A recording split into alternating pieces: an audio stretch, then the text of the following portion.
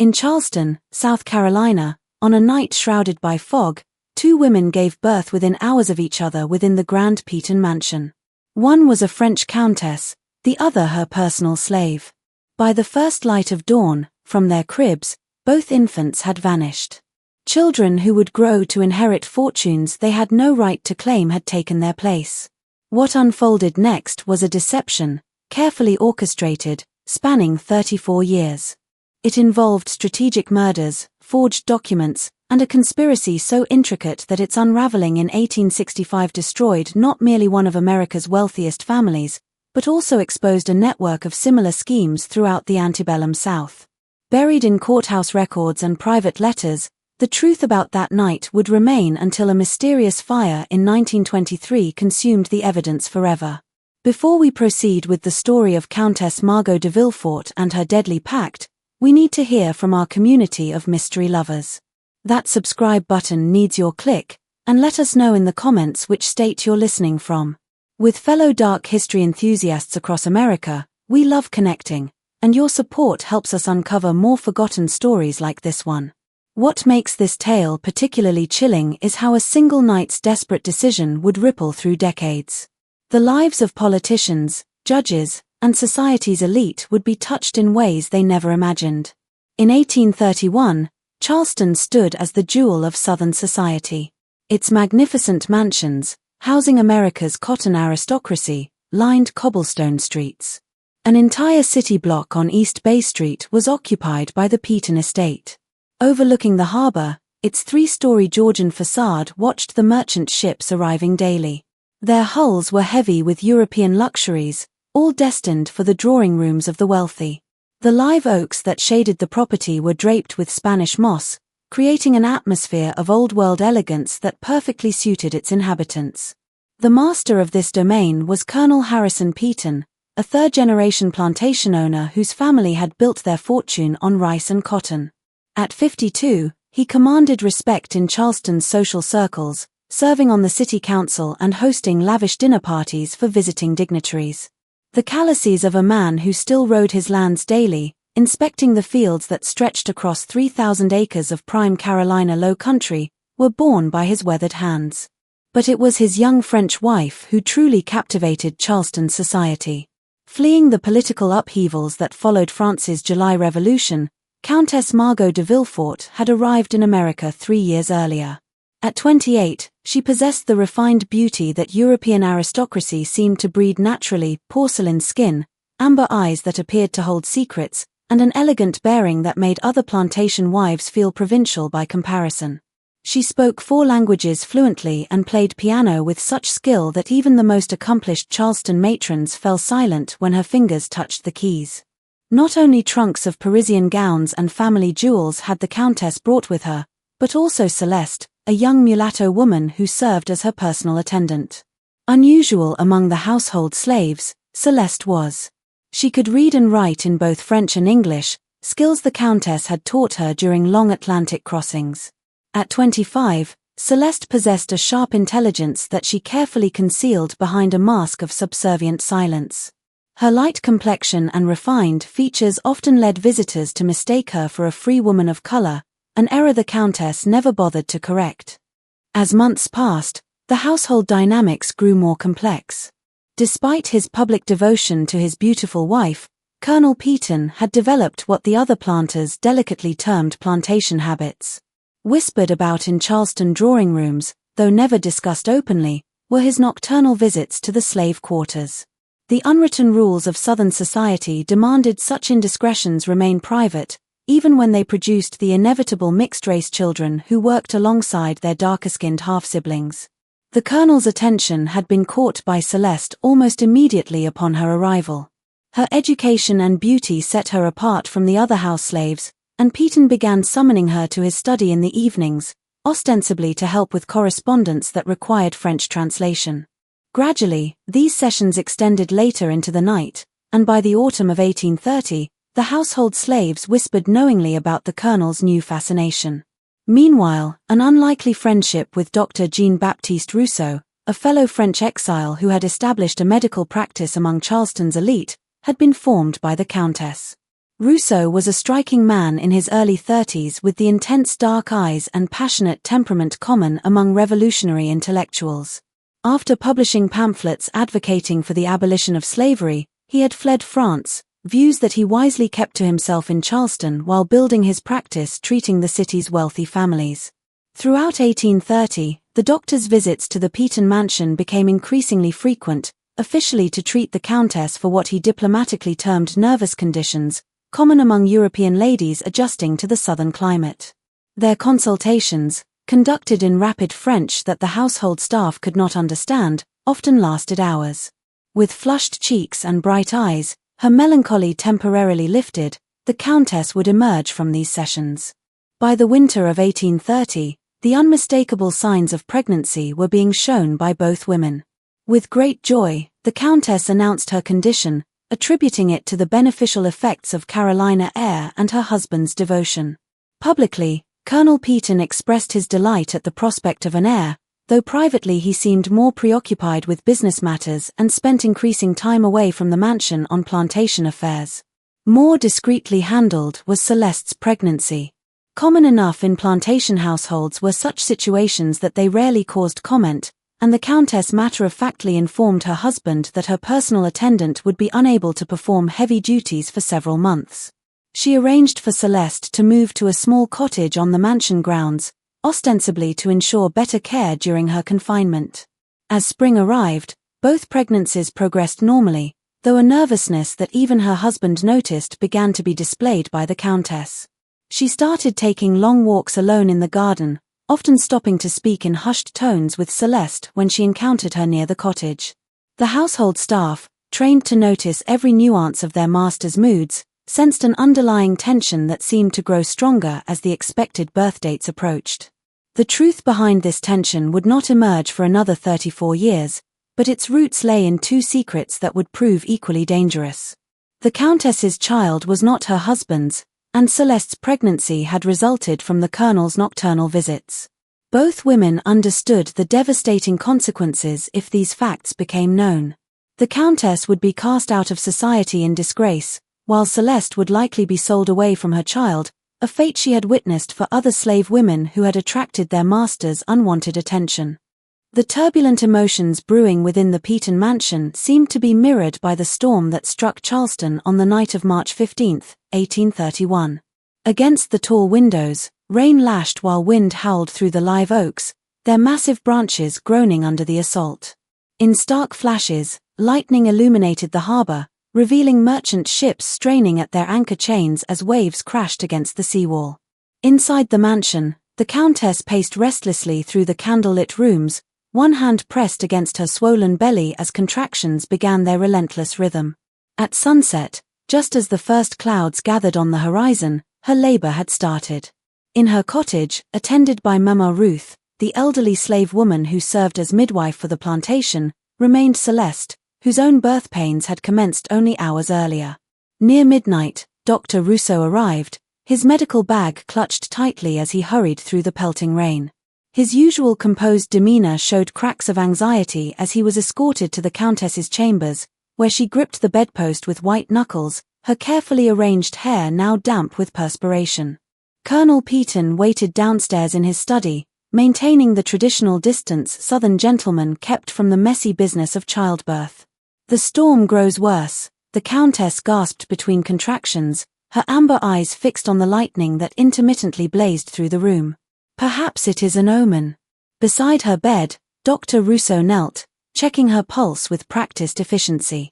Storms often accompany births, he replied in French, his voice steady despite the tremor in his hands. Nature seems to understand the significance of such moments. As the hours dragged toward dawn, both women labored in parallel struggles separated by less than 50 yards. The storm's fury competed with the countess's cries, muffled by silk pillows and thick mansion walls. In the cottage, Celeste bit down on a strip of leather to silence her own sounds of pain, knowing that any disturbance might draw unwanted attention from the main house. Between her two patients, Mama Ruth moved with the efficiency born of delivering countless plantation babies. At 73, she had seen every variety of birth complication and family secret. An almost supernatural ability to guide new life into the world was possessed by her gnarled hands, and her discretion had earned her the trust of 3 generations of Charleston's elite. What she witnessed that night would test even her legendary ability to keep silent.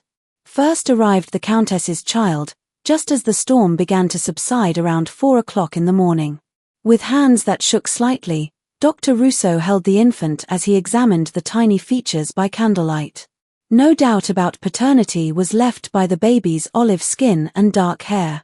Clearly his daughter, not Colonel Peyton's heir, this was. "She is beautiful," he whispered in French. But his voice carried the weight of understanding the catastrophe this birth represented. If the colonel saw this child, questions would arise that could destroy all their lives. Less than an hour later, Mama Ruth helped deliver Celeste's baby in the cottage, a boy with fair skin and the distinctive Peyton nose that had marked 3 generations of the family. Not lost on the old midwife was the irony, who had attended the colonel's birth 52 years earlier and recognized the family resemblance immediately. As dawn broke over Charleston, painting the storm-washed streets in pale gold, 2 women faced the reality of their impossible situations. At her daughter, the Countess stared, knowing that presenting this obviously mixed-race child as her husband's heir would expose her adultery immediately. Her son was held by Celeste, understanding that while his light skin might protect him from fieldwork, he would still grow up enslaved, forever barred from claiming his true heritage as a Peyton. It was Dr. Russo who first voiced what they were all thinking. After ensuring that Colonel Peyton remained occupied with storm damage assessments around the property, he slipped back to the Countess's chamber where she sat holding her daughter with desperate tenderness. "The practical realities must be considered by us," he said quietly, his medical training helping him approach the crisis with clinical detachment. "Your husband expects to see his son and heir. If he sees this child." The Countess's amber eyes filled with tears, but her aristocratic breeding had taught her to face disasters with dignity. "I know what you are suggesting, Jean-Baptiste, but how could such a thing be possible?" From an unexpected source came the answer. In the doorway, Mama Ruth appeared, her ancient face creased with concern. "Miss Margot," she said carefully, using the familiar address she had earned through years of faithful service. "A way to protect both these babies there might be." The old woman's words hung in the air like smoke from the dying candles. She had delivered both children within hours of each other, and she alone understood the full scope of the dilemma. More importantly, she possessed the practical knowledge of how plantation secrets were kept and family lines protected. "Celeste's boy could pass for your child," Mama Ruth continued, her voice barely above a whisper. "And your little girl, she could grow up as Celeste's daughter. Both children would live. Both would be protected in different ways." Beneath her like sand during the recent storm, the Countess felt her world shifting. Monstrous in its deception was the proposal, yet it offered the only path forward that might preserve everyone's safety. Enslaved but protected would her daughter grow up, while Celeste's son would inherit a fortune that was rightfully his by blood, if not by law. Immediately, Dr. Russo understood the medical complications such a deception would require. "The birth records," he said slowly. "They would need to be altered. And your husband, he must never suspect." Celeste, who had been summoned from the cottage once the colonel departed for a planned inspection of his rice fields, listened to the proposed exchange with the stoic acceptance of someone who had learned not to expect justice from life. Everything would be gained by her son: education, wealth, freedom, while her mistress's daughter would face the harsh realities of slavery. The bitter irony was not lost on any of them. "What guarantee do I have?" Celeste asked quietly, her intelligence cutting through to the heart of the matter. "What prevents you from simply taking my child and discarding me once this deception is in place?" With surprising directness, the Countess met her eyes. "Because we will both be equally trapped by this secret. Your silence protects my daughter's life, while my protection ensures your son's future. Neither of us can betray the other without destroying what we most want to save." As the morning sun climbed higher over Charleston, illuminating a city washed clean by the storm, 3 adults made a pact that would reshape 2 families forever. The birth records would be altered by Dr. Russo, listing himself as attending physician for both births, but recording only one child born to the countess, a healthy son. As her own, Celeste would publicly claim the mixed-race daughter, while privately helping to raise the boy, who was actually hers. Before Colonel Peyton returned from his property inspections, the physical exchange took place.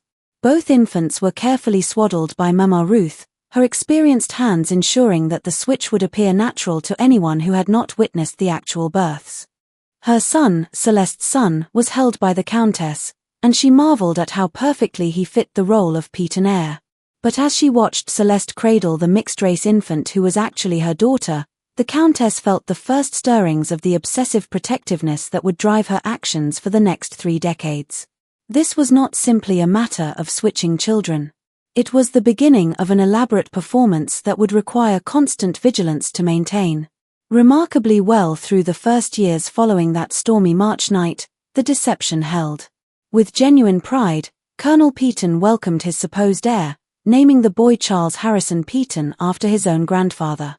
Into a handsome toddler with the fair complexion and strong features that marked him unmistakably as plantation aristocracy, the child grew. Over young Charles, visitors to the mansion cooed, commenting on his remarkable resemblance to his father and predicting a brilliant future for the Peyton dynasty. Meanwhile, attention on Celeste's daughter, who had been named Marie and was officially recorded as the child of a house slave, was lavished by the countess. The countess insisted that Marie receive education alongside Charles, justifying this unusual arrangement by claiming she needed a companion for her son and that Marie showed exceptional intelligence. This explanation was accepted by skeptical relatives and neighbors, though they privately wondered at the countess's peculiar attachment to a slave child. A frequent visitor to the mansion became Dr. Rousseau, ostensibly serving as the family physician, but actually helping to maintain the careful balance their secret required. Both children's health was monitored by him with unusual attention to detail, ensuring that any family resemblances that might emerge would be properly managed or explained away. When Charles turned 5 years old came the first real challenge to their deception. The boy began displaying intellectual capabilities that far exceeded what anyone expected, even accounting for his privileged upbringing. With remarkable speed, he learned to read, showed an intuitive understanding of mathematics, and possessed a musical aptitude that rivaled his supposed mother's talents. More troubling, he began asking pointed questions about his appearance compared to other plantation children. "Why do I look different from Cousin Edmund?" Charles asked the countess one afternoon in 1836, referring to another planter's son during a social gathering. "His hair is darker, and his skin does not tan like mine does." Her carefully constructed world trembled, felt by the countess. "Children grow differently," she replied carefully. "You take after your father's family, while Edmund resembles his mother's people." But too intelligent to accept simple explanations was Charles. His questions became more persistent, and worse, he began forming an unusually close bond with Marie, who worked as his personal attendant despite being only 5 herself. An almost supernatural understanding of each other's thoughts seemed to be shared by the 2 children, finishing each other's sentences and displaying the kind of intuitive connection that worried all 3 conspirators. Celeste, who had been granted the unusual privilege of remaining in the mansion as head of the household staff, watched her biological son with a mixture of pride and heartbreak. She could not acknowledge their relationship, but she found subtle ways to guide his education and protect him from the harsher realities of plantation life. More complicated were her interactions with Marie, the countess's actual daughter. She loved the child but struggled with the knowledge that every advantage Charles gained came at Marie's expense. Meanwhile, an almost obsessive need to control every aspect of both children's development was developed by the countess. She supervised their lessons personally, chose their playmates carefully, and monitored their conversations for any signs that their true parentage might emerge naturally. Her health and social relationships began to be affected by this hypervigilance, though she disguised her anxiety as natural maternal protectiveness. The psychological strain the deception was placing on everyone involved was recognized by Dr. Rousseau. During his regular visits, he observed how the countess's hands trembled when she watched Charles play, how Celeste's eyes followed her biological son with barely concealed longing, and how both children seemed somehow aware that their lives were built on foundations they did not understand. As Charleston society began to take notice of the unusual household arrangements, the situation grew more complex. While wealthy planters often indulged favorite slaves with special privileges, the Countess's treatment of Marie raised eyebrows among the more traditional families. She insisted that Marie attend the same tutoring sessions as Charles, wear clothing that was far too fine for a slave child, and participate in family meals when no visitors were present. "That French woman spoils her house slaves beyond all reason," whispered Mrs. Cornelius Whitlock during a ladies' tea in 1837. "Mark my words, such permissiveness leads to nothing but trouble. Slaves who forget their place become dangerous." These murmurs reached Colonel Peaton's ears, causing him to question his wife's management of the household for the first time since their marriage. The confrontation that followed nearly shattered their carefully maintained facade. "Margot, I've been hearing disturbing reports about your treatment of the slaves," the colonel said one evening as they sat in his study. "Particularly concerning that mulatto girl you've taken such a liking to." Ice formed in her veins, felt by the Countess, but her aristocratic training served her well. "Marie is exceptionally bright," she replied smoothly. "I thought it would benefit Charles to have an educated companion, someone who could assist with his studies and provide appropriate company when other children are not available." "Educated slaves become rebellious slaves," Peaton countered firmly. "And there's talk among our neighbors about your unusual attachments. It reflects poorly on our family's reputation." The threat in his words was unmistakable. Understood by the Countess was that she was walking a dangerous line between protecting her daughter and maintaining the deception about her son. Any behavior that seemed too far outside plantation norms could invite closer scrutiny, which might uncover the truth about both children's parentage. That night, she made a decision that would haunt her for the rest of her life. To her private chambers, she called Celeste and delivered devastating news. "Marie must be sold," she said quietly, her voice steady despite the tears streaming down her face. "My husband suspects something, and if we draw more attention to her presence here, everything could unravel." In shock, Celeste stared at her mistress. The one outcome they had not anticipated when making their pact 6 years earlier was this. "You promised she would be protected," she whispered. "And she will be," the Countess replied desperately. "I will arrange for her sale to a family in Savannah. People I know will treat her well. She'll be educated, well cared for, and safe from discovery." Overwhelming was the bitter irony. To protect the deception that gave Charles his inheritance, the Countess had to sacrifice her own daughter to slavery in a distant city. The terrible logic was recognized by Celeste even as her heart broke for the child she had raised as her own for 6 years. But an unexpected problem was created by Marie's departure. Charles, now 6 years old, reacted to losing his closest companion with inconsolable grief. He refused to eat, barely spoke, and seemed to lose all interest in his studies and play. Worse, he began asking increasingly pointed questions about where Marie had gone and why she could not return. "She was my sister," he declared with the absolute certainty of childhood, a statement that sent chills through everyone who heard it. "Not my slave, my sister. And sisters should not be sold away." An emotional instability that might require treatment was suggested by Dr. Rousseau as indicated by Charles's reaction, but the Countess recognized it as something far more dangerous. The intuitive understanding between the two children had created a bond that transcended their supposed relationship. That Marie was more important to his identity than anyone was willing to admit was somehow sensed by Charles. Through intermediaries to avoid creating a paper trail that might later implicate the Countess in suspicious favoritism, the sale was arranged.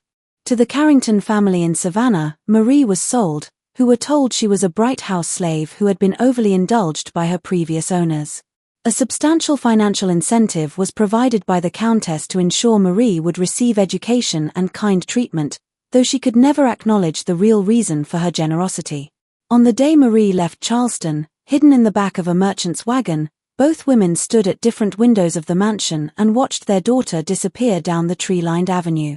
Neither could show their grief openly, but Celeste noticed how the Countess's hands gripped the window frame until her knuckles turned white, and the Countess observed how Celeste's shoulders shook with barely contained sobs. For nearly a quarter mile, Charles ran after the wagon before the coachman caught him and carried him back to the mansion. Through the neighborhood, his screams of "Bring back my sister" echoed, causing other plantation families to exchange meaningful glances about the Peaton household's peculiar dynamics. A fundamental shift in the dynamics of the Peaton household was marked by the years following Marie's departure. Charles, now 7 years old, seemed to retreat into himself, displaying a melancholy that no amount of privilege could cure. His extraordinary intellectual gifts continued to develop. He mastered Latin by age 8 and showed remarkable aptitude for legal reasoning, but his emotional state remained fragile. More disturbing, he began to demonstrate an almost uncanny ability to uncover secrets and lies, as if losing Marie had awakened a suspicious intelligence that questioned everything around him. Into managing Charles's education with an intensity that bordered on obsession threw herself the countess. She hired the finest tutors Charleston could provide, supervised his lessons personally, and began grooming him for a future that would establish the Peaton name among America's most influential families. But an unexpected consequence had her hyper-attentiveness. With the same analytical intensity she applied to him, Charles began to study her. "Mother," he said one morning in 1838, using the formal address she had taught him, "why do you watch me so carefully when you think I am not looking?" Like a physical blow struck the countess the question, delivered with the directness of childhood. "All mothers watch their children," she replied, fighting to keep her voice steady.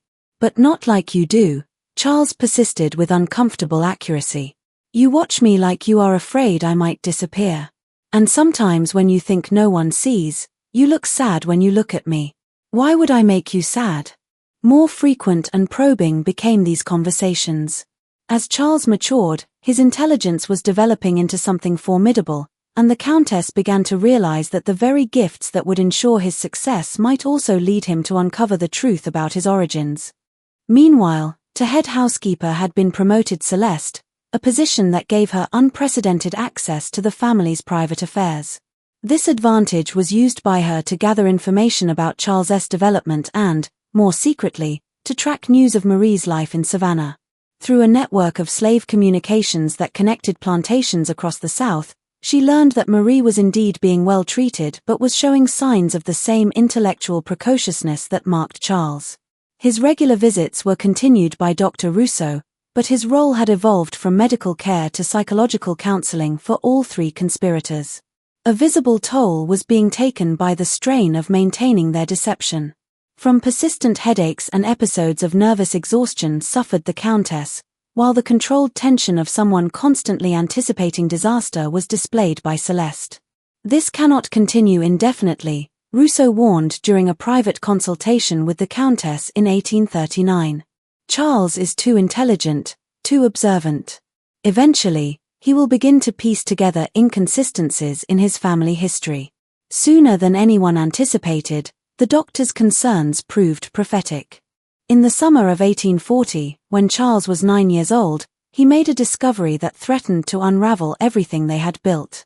While exploring the mansion's library, Charles found a collection of his mother's personal papers that had been carelessly left unlocked. Among them was a letter Dr. Rousseau had written to the countess shortly after the children's births, discussing the delicate nature of the arrangement and the need for continued vigilance regarding the exchange. The letter's implications could not be fully understood by Charles, but his precocious intelligence grasped that it referred to some kind of significant deception involving his birth. More importantly, the letter mentioned Marie by name, describing her as the other child involved in our agreement. That evening at dinner, Charles looked directly at his supposed parents and asked, "What exchange were you and Dr. Rousseau discussing in your letter about Marie and me?" For hours seemed to stretch the silence that followed. Colonel Peaton, who knew nothing of the letter or its contents, looked confused. Beneath her feet, the countess felt the world tilt. The full catastrophe of the moment was understood only by Celeste, serving at table. "I don't know what you mean, darling," the countess managed to say, her training in aristocratic composure barely holding her voice steady. But more than intelligence had been inherited by Charles from his biological parents. He had also acquired their ability to detect deception. "You do know," he said quietly. And someday I'm going to find out what really happened the night I was born. The threat in those words, spoken by a 9-year-old child, chilled everyone present. A war against the lies that had shaped his entire existence had just been declared by Charles, and they all understood that his formidable intelligence made him a dangerous opponent. "Marie very much, you liked her, did you not?" Charles observed. "More than most slaves care for the children of other slaves." "A sweet child was Marie," Celeste admitted, allowing genuine emotion to color her voice. "Any person would have loved that little girl." "Sometimes I still dream about her," Charles said quietly. "I dream that she was not truly your daughter at all, that she was something else, someone else." There the conversation ended, but Celeste understood that Charles's subconscious mind was working toward truths his conscious intellect had not yet grasped. Their deception, the boy was literally dreaming his way toward discovering, and there seemed to be no way to stop him. Further complicating their situation that same year came external pressures. A decline in Colonel Peaton's health began, raising questions about inheritance and succession that the Countess had hoped to defer for many more years. From Charleston society came the expectation that Charles would begin taking on responsibilities befitting a future plantation owner, which meant increased scrutiny of his character, capabilities, and family connections. That time was running out for maintaining their secret was realized by the Countess. Soon Charles would be old enough to demand real answers to his questions. Legal documentation that might expose inconsistencies would be required by Colonel Peaton's eventual death, and everyone's mental stability was beginning to be affected by the pressure of their deception. But from an unexpected source came the greatest threat. In late 1841, word reached Charleston that Marie, now 10 years old, had been displaying extraordinary intellectual abilities in Savannah. So impressed with her capabilities had the Carrington family been that they were considering sending her north for advanced education, an almost unheard-of opportunity for a slave child. Should Marie receive such education, she would eventually possess the knowledge and social connections to investigate her own origins. Two brilliant children, separated by geography but connected by blood and mystery, were both moving toward discoveries that could destroy the elaborate deception that had shaped their lives. That she faced a choice that would define the rest of her existence was understood by the Countess. She could continue protecting the secret that preserved her family's reputation and Charles's inheritance, or she could find a way to reveal the truth before it exploded beyond her control. But protection of the secret would require measures far more drastic than anything she had previously contemplated. By 1842, dangerous cracks began to show in the careful balance that had maintained the Peaton family's deception for 11 years. Charles, now 11 years old, had grown into a formidable young man whose intellectual gifts were matched by an increasingly ruthless determination to uncover the truth about his origins. From childish curiosity, his questions had evolved into systematic investigations that demonstrated a natural aptitude for legal reasoning and evidence gathering. The breaking point arrived when Charles discovered that Dr. Rousseau had been maintaining two separate medical journals, one official record for his practice and another private journal that contained detailed notes about his patients' most sensitive secrets. The doctor's habit of writing in this private journal during visits to the mansion had been observed by Charles, who had deduced its location in the doctor's study. One autumn afternoon, while accompanying his supposed mother on a social call to discuss Charles's future education, the boy slipped away from the adults and systematically searched Dr. Rousseau's study.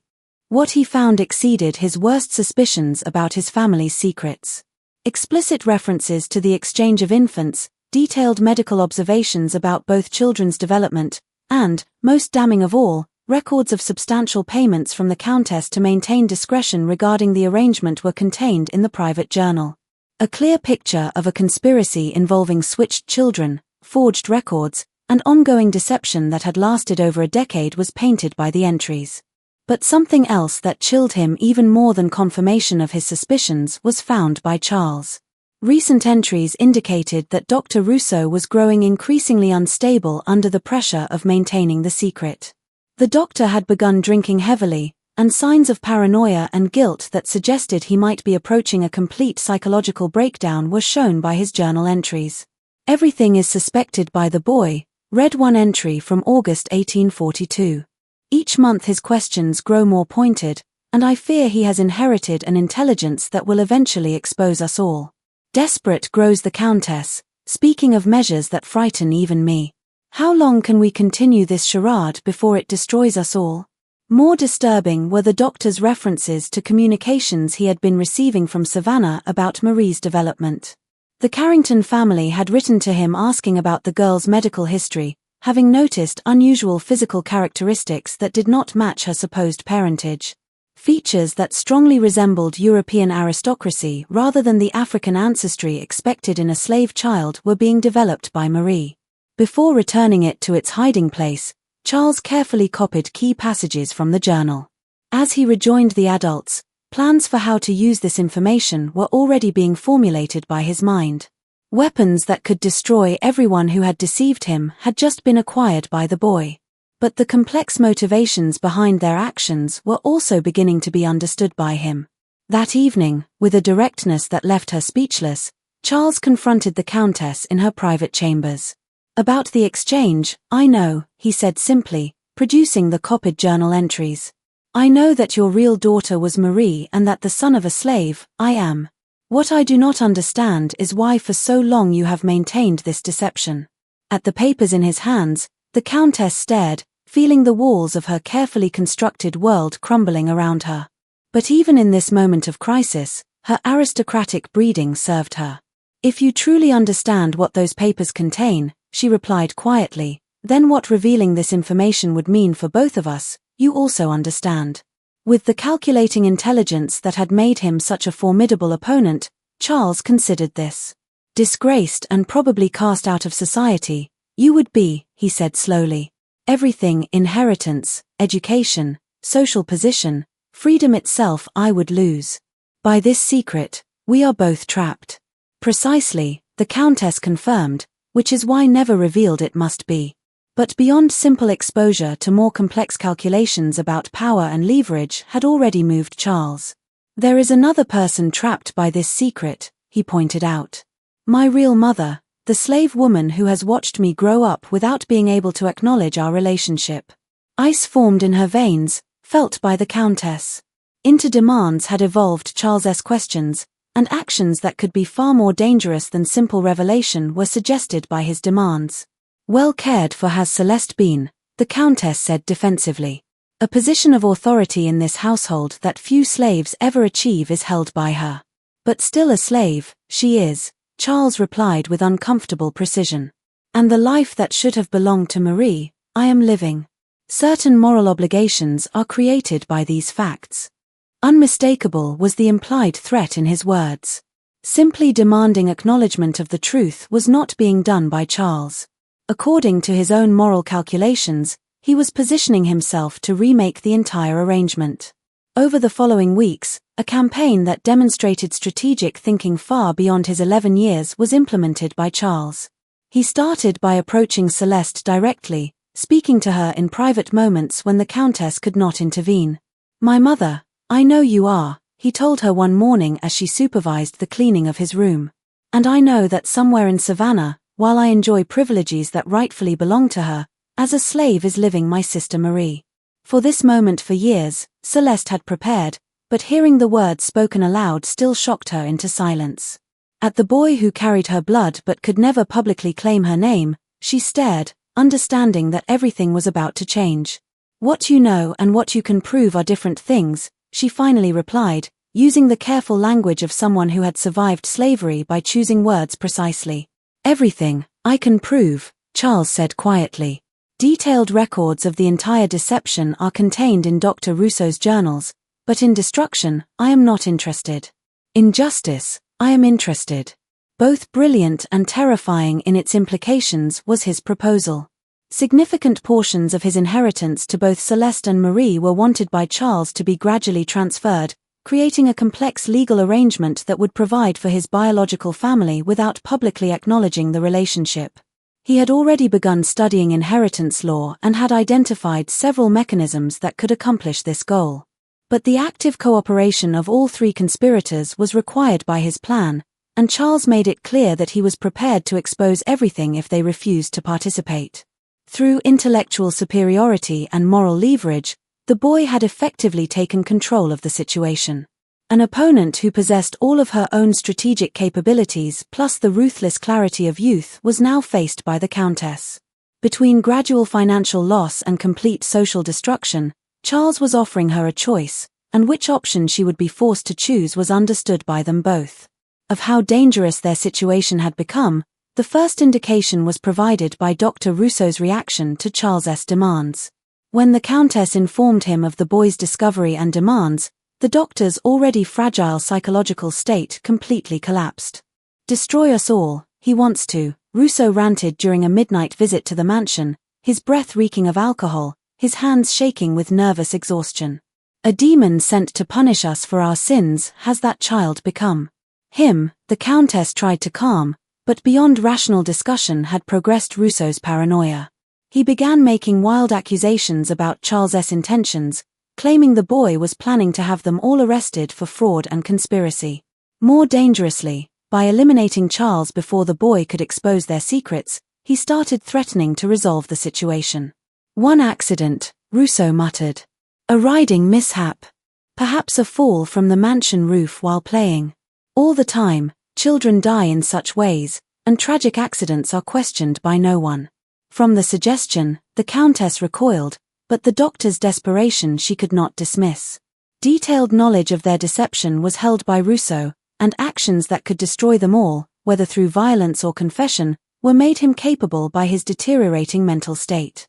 Meanwhile, with contacts in Savannah, Charles had begun corresponding secretly, attempting to gather information about Marie's current situation. His letters, written under assumed names and sent through intermediaries, revealed that Marie was indeed displaying the intellectual and physical characteristics that marked her as aristocratic rather than slave-born. These anomalies had been noticed by the Carrington family, who had written to Charleston asking questions about Marie's parentage and medical history. Dr. Rousseau had been reached by their inquiries, who had deflected them with vague responses about mixed ancestry and unusual inheritance patterns. But more persistent were the questions becoming, and that Marie's origins might be more complex than they had been told was beginning to be suspected by the Carringtons. A crisis point was reached by the situation in December 1842 when Dr. Rousseau attempted to implement his plan to eliminate Charles.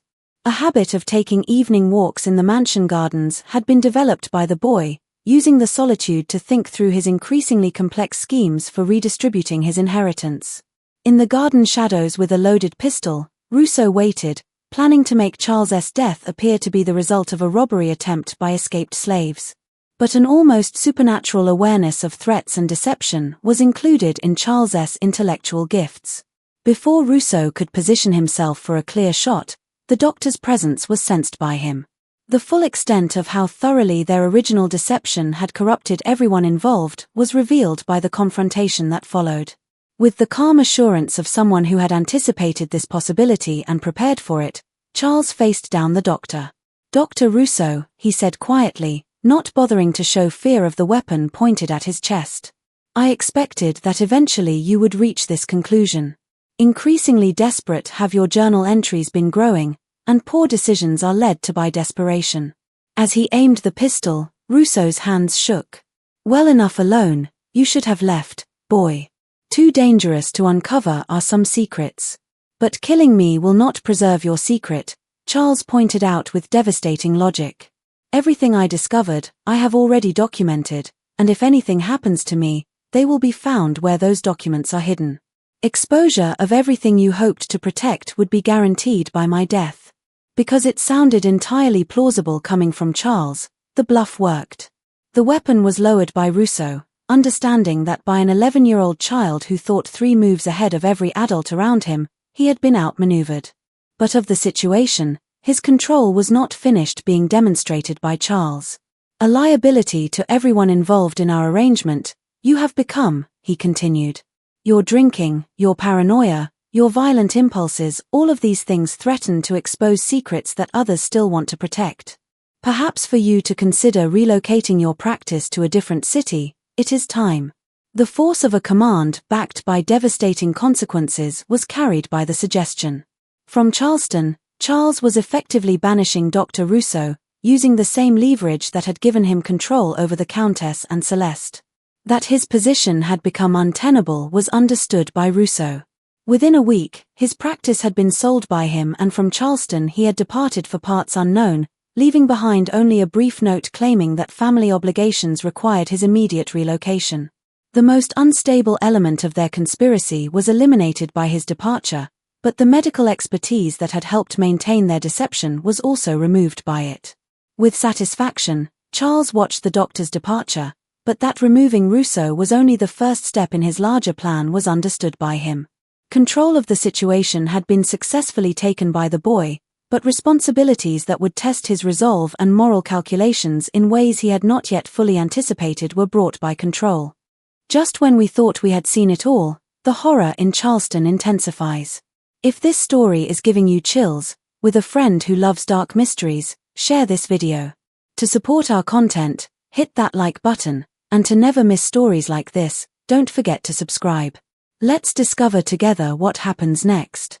The winter of 1843 brought Charles face to face with the true complexity of the justice he claimed to seek, as events in both Charleston and Savannah began moving toward a convergence that would force him to choose between revenge and redemption. News that would force all the conspirators to confront the ultimate consequences of their 11-year deception was brought by the spring of 1843.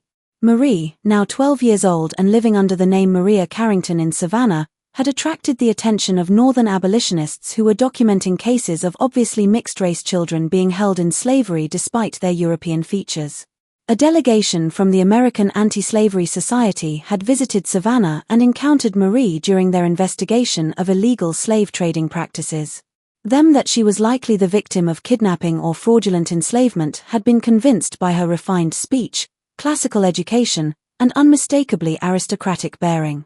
Legal challenges that would require extensive documentation of her origins and parentage were being prepared by them. Through his secret correspondence network, this information was received by Charles, and immediately understood by him was that their carefully maintained deception was about to face scrutiny from lawyers and investigators who possessed resources far beyond anything they had previously encountered. Birth records, medical documentation, and testimony from everyone who had been present during Marie's supposed birth would be demanded by the abolitionists. But far beyond the frightened child who had first discovered their secret had Charles evolved. Now 12 years old, he had spent months refining a plan that would accomplish multiple objectives simultaneously, exposing the truth about their switched identities, ensuring Marie's freedom, providing for Celeste's future, and destroying the Peyton family's reputation in a way that satisfied his growing desire for revenge against the deception that had shaped his entire life. When Colonel Peyton, whose health had been declining steadily, suffered a serious stroke in May 1843, his opportunity came. Partially paralyzed and unable to speak clearly was left the colonel by his condition, creating a power vacuum in the household that Charles was perfectly positioned to exploit. Both her husband's medical care and the increasingly complex legal questions surrounding their property and inheritance found herself managing the countess. That young Charles would begin taking on responsibilities as the presumptive heir was expected by Charleston's legal community, which meant he would need to appear before judges and lawyers who would examine his credentials and family history with professional thoroughness. To implement the most audacious phase of his plan was used this situation by Charles.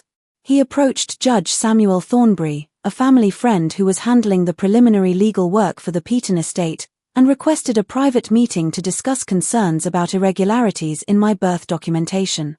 Judge Thornbury, who had known the Peyton family for decades, initially dismissed Charles's concerns as the nervous anxiety of a young man facing adult responsibilities. But with the systematic precision of a trained attorney, his evidence was presented by Charles, laying out documentation that painted an undeniable picture of fraud, conspiracy, and switched identities. Serious accusations these are, young man, Judge Thornbury said after reviewing Charles's materials. If true, they would invalidate your inheritance claims and expose your family to criminal charges. The implications, I understand, Charles replied with the calm assurance that had become his trademark, but I believe that regardless of personal consequences, justice requires that the truth be revealed. What exactly are you asking me to do with this information? The boy was studied by the judge with new respect and growing concern. The full scope of his strategic thinking was revealed by Charles's answer. He wanted Judge Thornbury to initiate a formal investigation into the switched identities, but to structure the investigation in a way that would maximize damage to the Peton reputation while providing legal protection for Marie and Celeste.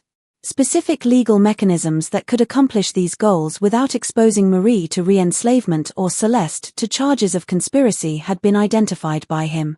"Your own family, you are asking me to help you destroy," Judge Thornbury observed. "An injustice that has lasted 12 years, I am asking you to help me correct," Charles corrected. "Freedom deserves my biological mother, and her rightful inheritance deserves my biological sister. These outcomes matter more to me than preserving lies that benefit no one except those who created them." A discreet investigation was agreed to be initiated by Judge Thornbury, but he insisted on first attempting to resolve the situation privately through negotiation with all parties involved. One final opportunity to influence the outcome of Charles's campaign against their deception was given by this decision to the Countess. In the mansion's library, surrounded by law books and family portraits that suddenly seemed to mock the lies they represented, took place the confrontation between the Countess and Charles.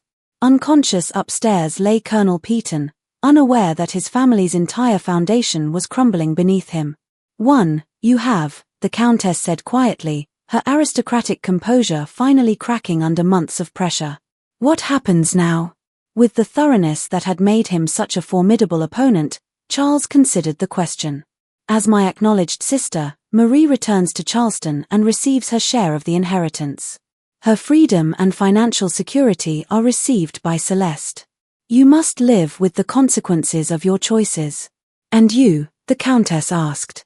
"What happens to you when Charleston society learns that their presumptive heir is actually the son of a slave?" The question Charles had been avoiding throughout months of planning was this. On providing for others had focused his entire campaign for justice, while ignoring the reality that revealing the truth would destroy his own future just as completely as it destroyed the Countess's reputation. "Whatever comes, I will face," he said simply. "But I will face it knowing that over comfort, I chose truth, over privilege, justice." The boy who had been both her salvation and her destruction was studied by the Countess. "That Marie may not thank you for this revelation, you realize. 12 years believing herself to be a slave, she has spent. Learning that she is actually aristocracy who was stolen from her birthright may not bring her the happiness you imagine." This possibility had not been considered by Charles, and seeds of doubt that would grow stronger as events progressed toward their inevitable conclusion were planted by the Countess's words. With surprising speed moved the legal proceedings that followed. The essential facts of Charles's accusations were quickly confirmed by Judge Thornbury's investigation. Birth records had been altered. Suspicious inconsistencies were contained in medical documentation.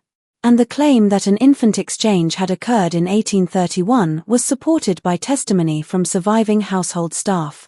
In Savannah, Marie was located and brought back to Charleston under court protection. Both emotional and complex was the reunion between the biological siblings, as 12 years of separated development had created two very different personalities shaped by radically different experiences. A young woman whose intelligence matched Charles's own, but whose character had been formed by slavery's harsh realities, had Marie grown into. A weariness and survival instinct that Charles, despite his strategic brilliance, could never fully understand was possessed by her.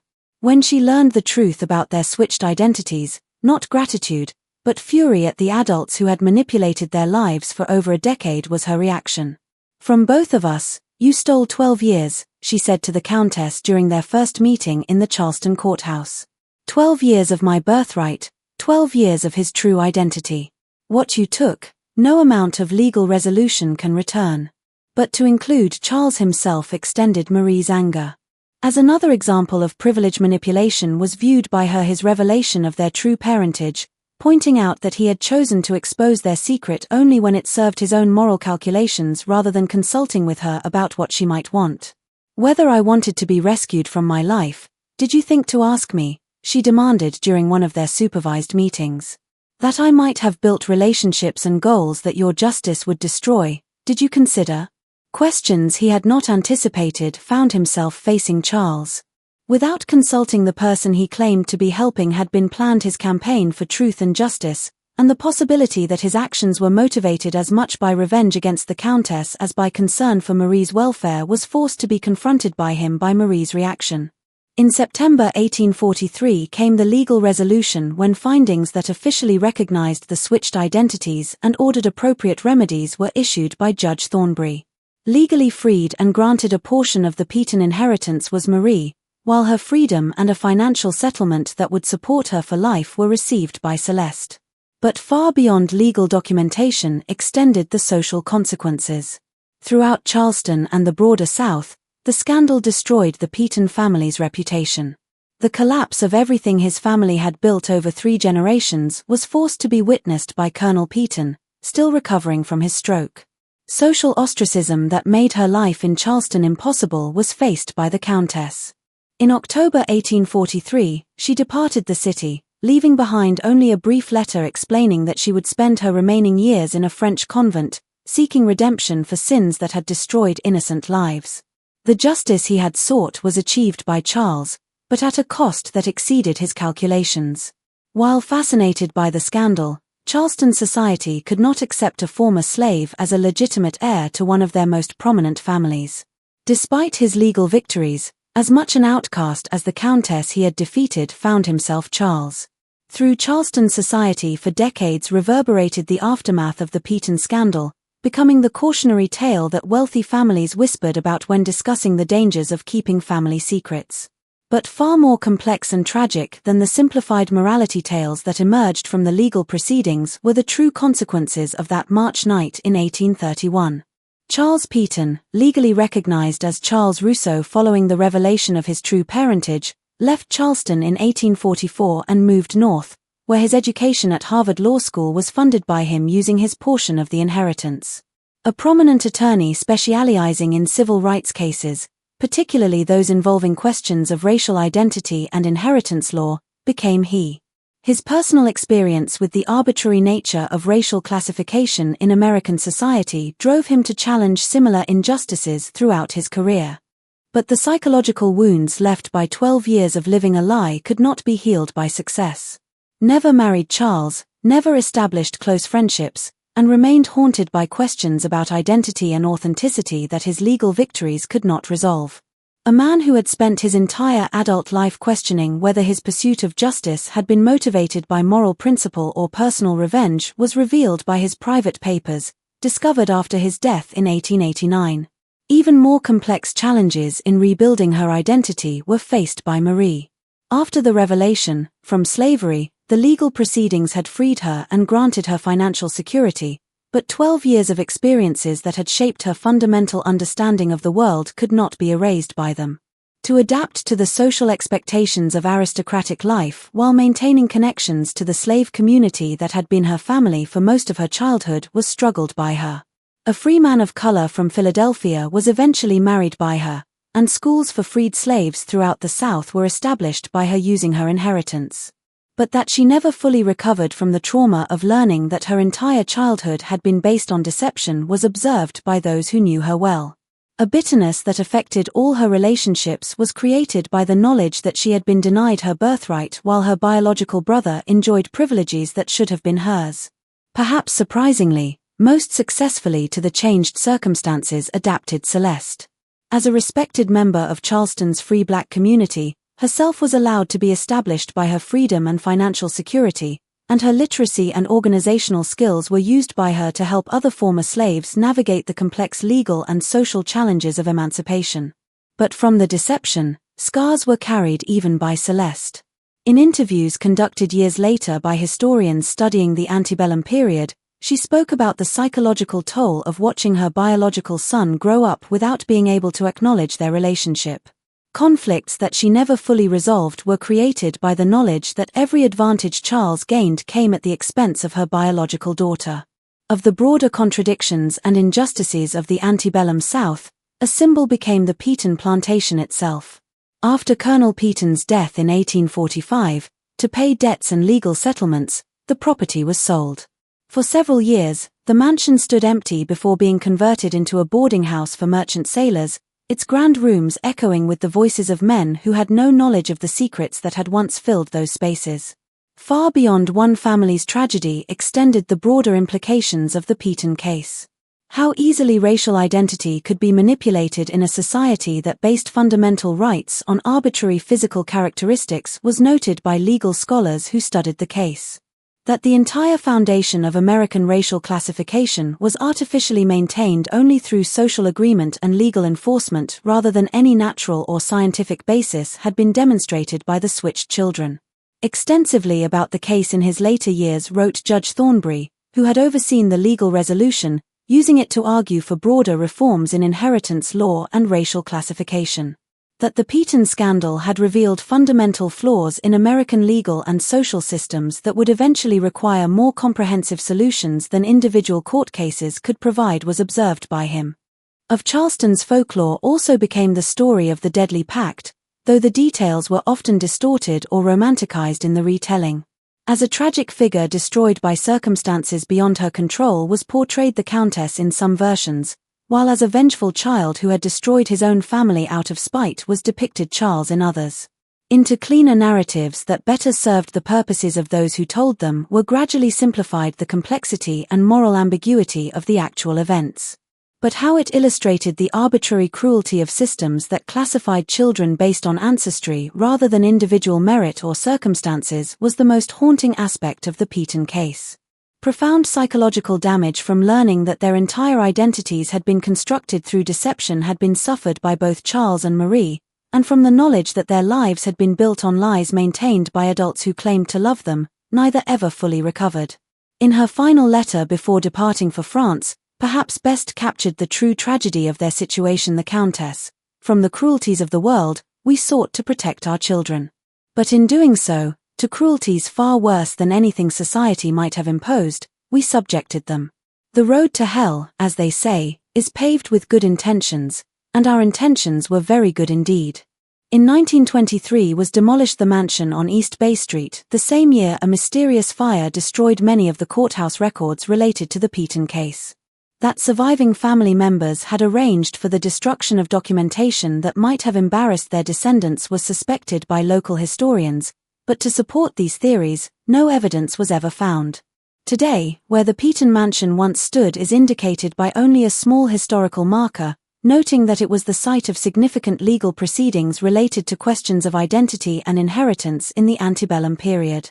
No mention of switched children, racial deception, or the deadly pact that destroyed an American dynasty is made by the marker, leaving visitors to wonder what secrets might still be buried beneath Charleston's carefully maintained facades. How the sins of one generation can echo through decades, destroying innocent lives and corrupting the very institutions meant to protect justice and truth is shown to us by this mystery. What do you think of this story? Do you believe such elaborate deceptions were common in the antebellum South, or was the Peyton case truly exceptional in its scope and consequences? Below with your theories about how many similar cases might have remained hidden throughout American history, leave your comment.